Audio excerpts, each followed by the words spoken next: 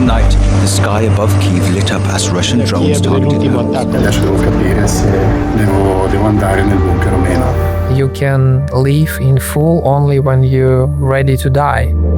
It's absolutely creepy to normalize the war. Became the part of life here. Vivono la loro quotidianità normalmente, i ristoranti sono pieni, i bar sono pieni. That's why everything looking like normal, because we make that normal.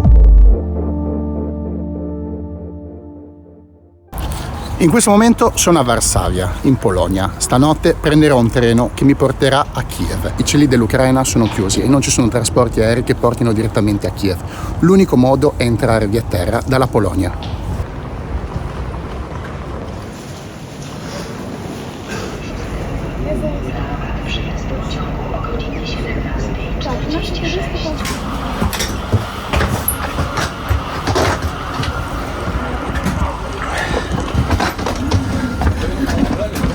Ecco le cabine, sono così, per 3 persone.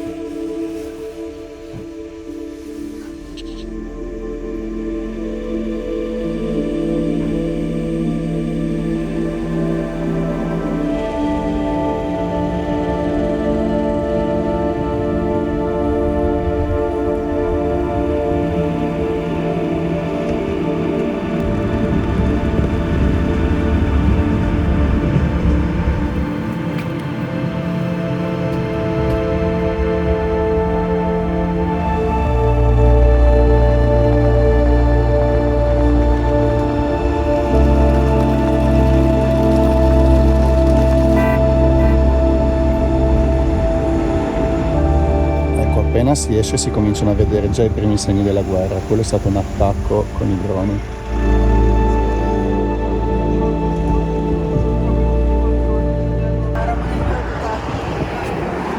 Prime impressioni di Kiev, a parte che la parte storica è veramente bella, ha dei palazzi bellissimi e poi in realtà è tutto normale. Non ci sono poliziotti né militari per strada e le persone vivono la loro quotidianità normalmente, i ristoranti sono pieni, i bar sono pieni.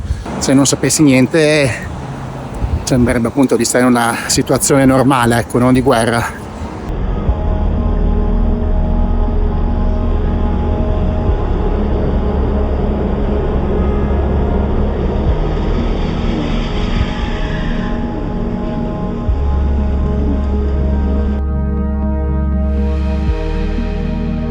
It's still the old part of the city. It used to be Площадь Перемоги, the square of the victory. It is now renamed the Galitska Square. And you see the monument, there was a star, is removed now. Because there was a Soviet Union. Yeah. There are a lot of renamed streets and squares after the war started, so we are getting rid of everything that reminds of the Soviet Russian stuff. And that's the center of the city, and there are no plants or no war-related offices.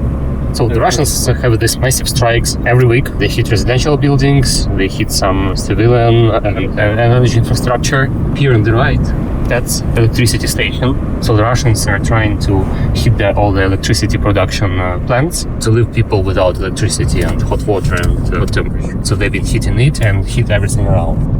And there was some liquor store, a big one, nice one, and they killed the girl and other civilians. And now they are producing the wine, which is called Victoria, made of that girl.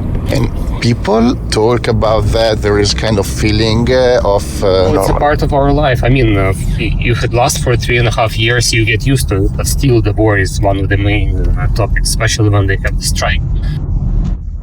Maybe the war became the part of life here because, well, at the same time, you're enjoying your life because what else can you do? During the day, you're happy, but the next hour, you're donating some money for the FPVs with your friends or scrolling Instagram, and every second post could be a post of your friend who is on the war, or somebody died, or attacks, or the news of Russian progression or regression. So it's not like that we forget about the war. It's in our everyday life. It's all about the war.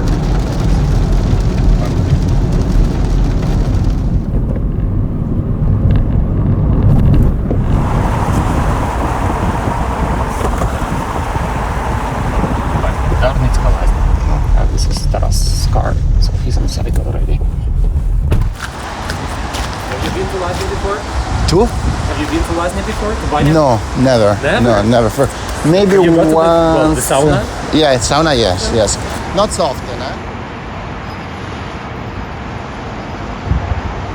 First sip half of a glass. Just smell this Ukrainian anchovy. Directly from the Dnipro, no? Yes, that's from the Dnipro. Okay. Well, from some river. Maybe not from the Dnipro, but from some river.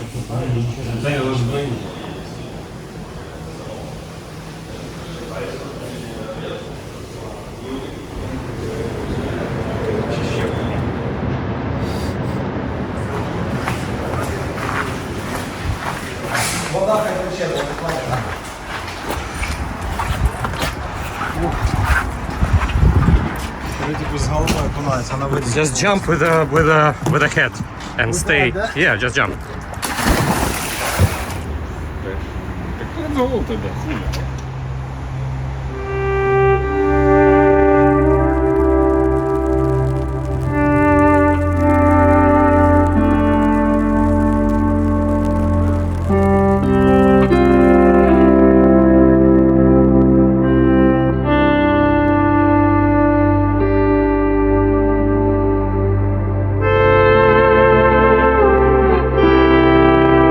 Quella alle mie spalle è la chiesa di Santa Sofia, che è un simbolo della città di Kiev.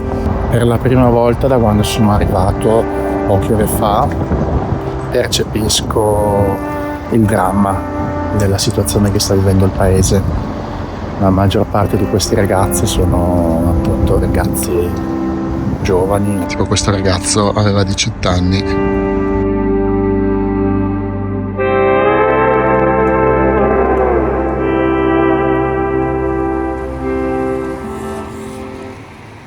And how it started this project? 2022. Like most of the charity foundation in Ukraine, we have started from rebuild. And now our work is helping our country and our people. Here it's like our small museum with a mobile phone, which one saves the life of one of the volunteers. Then we actually have gold heart from the president of Ukraine.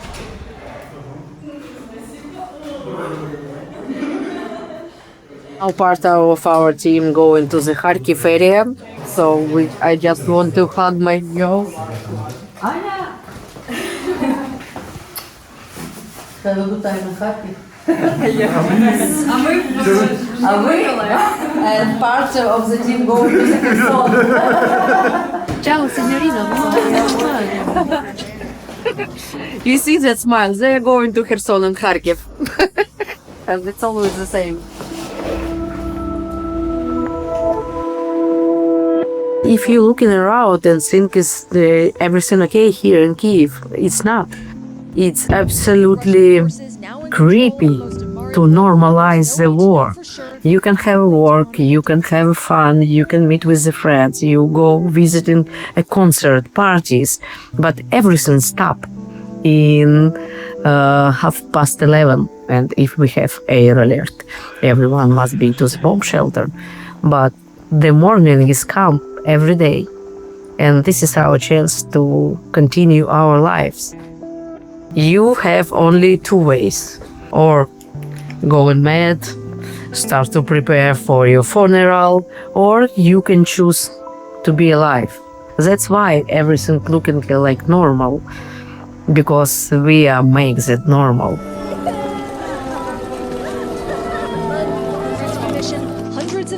We are helping Ukrainians which one have destroyed apartments, destroyed kindergarten, school, hospitals, because Russian doesn't matter about all of that. It's civilian. We have the app in our phones in Ukraine. We know the all addresses where the rockets or drones fell down. And on the morning, volunteers like me and my big company coming on the morning and fix your windows, fix your doors, cleaning your apartment. You firstly see like some stones laying on the ground, but when you come closer, you understand it's not only stones, it's a part of the bodies. And this is the most painful part of our work. We see that evil just nose to nose. I have burned in Donetsk, so I'm absolutely clearly know when and where that war is started. When you want to ask Ukrainians why we're still fighting, because I'm really dream to see my homeland.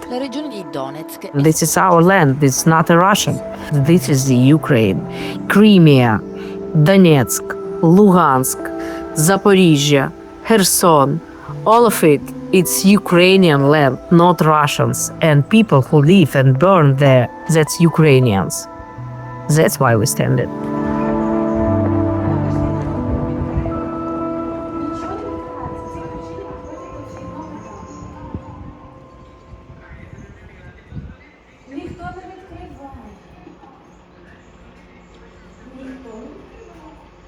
Sto per incontrarmi con Yaroslav, che fa parte dell'associazione Design for Ukraine. You are from Kiev. Yeah. I was born here and actually live here. Born and raised in Kiev. Yeah, From the capital. yeah, 100%. We can go there, and on this Raitarska street, there's a lot of boutiques, streetwear, creative clothing, and it's very popular.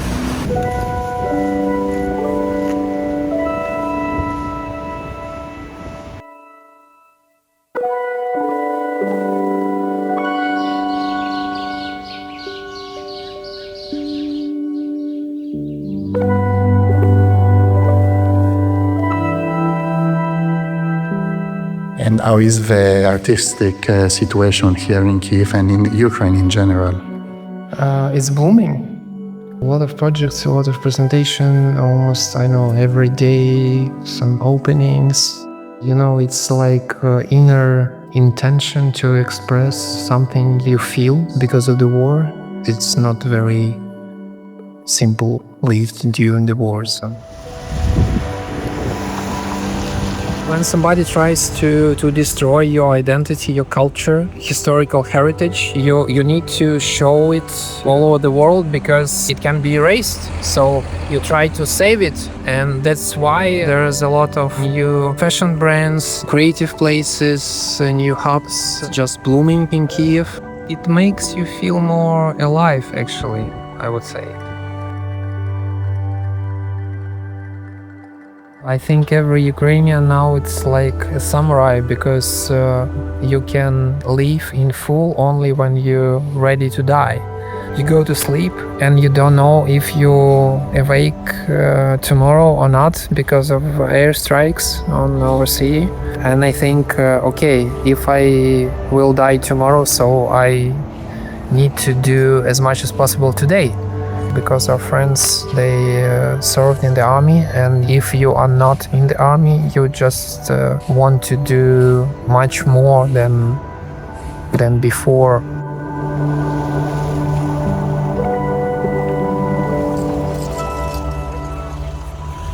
Here you can see the demolished Russian tanks and machines from this war. And here people put the flag of Ukraine and write stuff here. Yeah.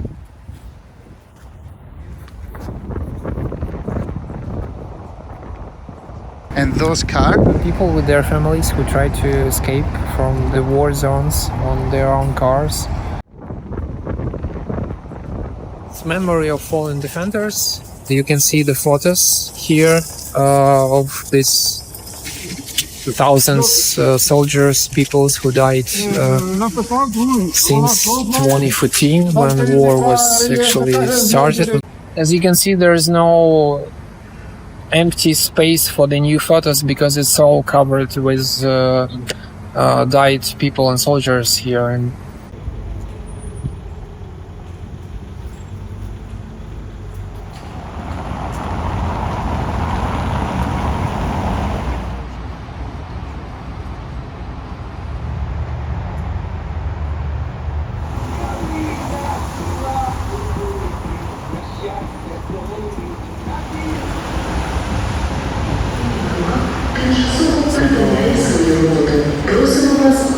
зберігати спокій та пройти до найближчого сховища цивільного захисту, яке розміщено на станції метро Театральна. Виходи з будівлі зі сторони вулиць Богдана Хмельницького та Хрещатик Centro commerciale 9 di sera, не користувалися ліфтами під час повітряної devo andare nel bunker più vicino che da quello che ho capito è nella metropolitana. сховища цивільного захисту, яке розміщено на станції метро Театральна.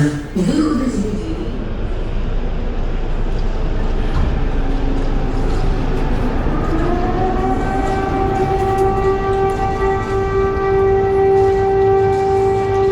Sono le 11:30, sta suonando l'allarme e adesso devo capire se devo andare nel bunker o meno. Ok, andiamo a vedere nello shelter com'è la situazione.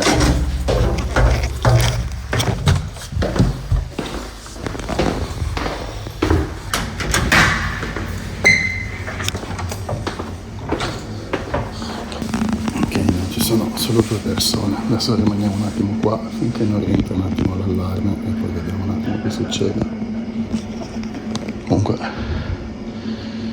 il bunker è questo alla fine. So basically those are the drones right now. Ok, niente, mi sa che stanotte si dorme qua nel bunker. Come vedete, questo è un canale Telegram dove si mandano tutti i video di quello che sta succedendo in tempo reale. Ok, questo è quello che sta succedendo non qua vicino a noi, ma comunque a Kiev.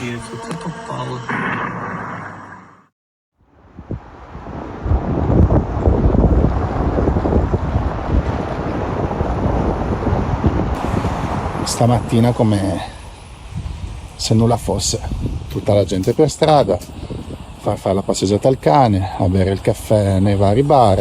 L'attacco di stanotte ha colpito un edificio nell'area centrale di Kiev e adesso sono qua davanti per mostrarvi i danni.